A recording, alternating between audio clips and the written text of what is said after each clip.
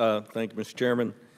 Captain Knoll, the whole process for spaceport approval, you have concerns about that.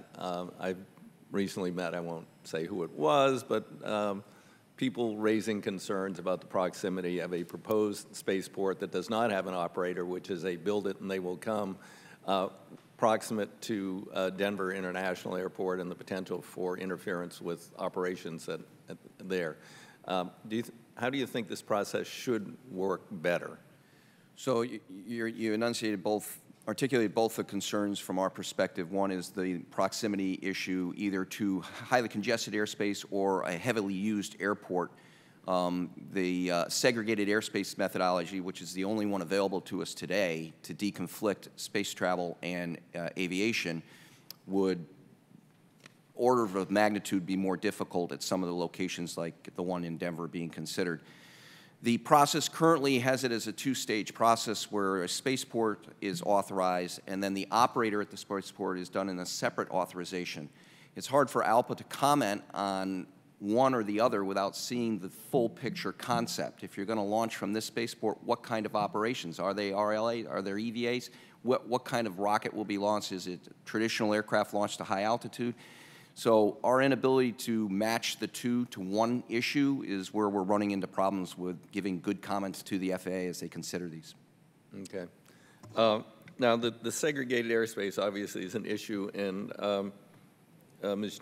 Shinnewark implied that you envision a time where we could either dramatically shrink that or maybe do real-time more like air traffic control. So I'd like you to briefly comment, and then Captain Knoll to comment on whatever you say. Absolutely. Thank you for the opportunity. So what we see today is that when a rocket launches, and our rocket launches, just to provide some context, are from coastal areas because we launch in an orbital trajectory, right? So we're achieving orbital in 90 seconds through the Could I ask you to pull that microphone just a little bit closer? Oh, absolutely. Thank you very much. Is that a little better? You can move that whole box a little bit Here we go. closer. Okay. Oh, thank you. So as I noted, we're through the NAS in about 60 seconds if everything goes as planned. So the hazard area that is imposed upon us is a keep-out zone, and that keep-out zone is applied in multi-dimensions, right? So it's to people on the ground, it's to aircraft in the air, and to mariners at sea. And we launch over the water so as to maintain that risk level so that we're not putting public at risk, so it's non-populated areas. That's why we don't currently undertake orbital launches from the center of the country. So right now, when an air traffic controller is on station during a launch, what they see is that keep-out zone, that large box hazard area keep-out zone.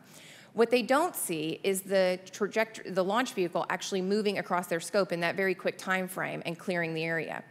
And that results that keep-out zone is imposed in at least an hour usually before launch and hours post-launch because it's not dynamic. So what we would like to see is essentially some IT tools that can better model the debris dispersion that could occur if you were to have a bad day with the vehicle based on that day's weather, whether it's wind direction or air density, and that specific vehicle and that specific trajectory so that we could see when it moves through it quickly and successfully, we can open the airspace dynamically, instead of having phone calls and big boxes blocking space. And that's essentially an IT solution. It's modeling capabilities and data integration capabilities.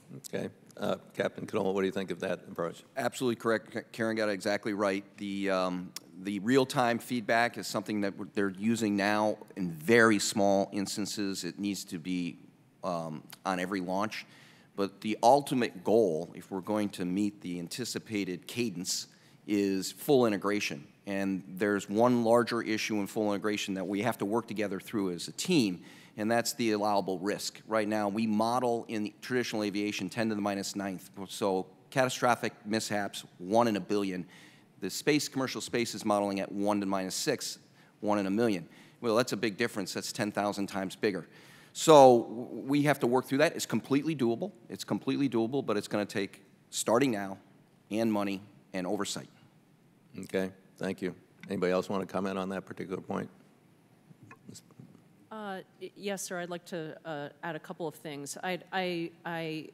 think it's very important that tool development be the focus, because we are smart enough to solve this problem. There are a lot of great people at AST and FAA working on this.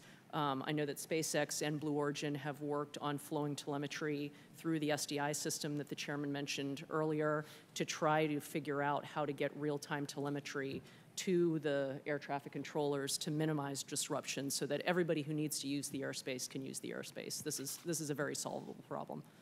Okay, thank you. Thank you, Mr. Chairman. Gentleman yields back. Gentleman from Indiana.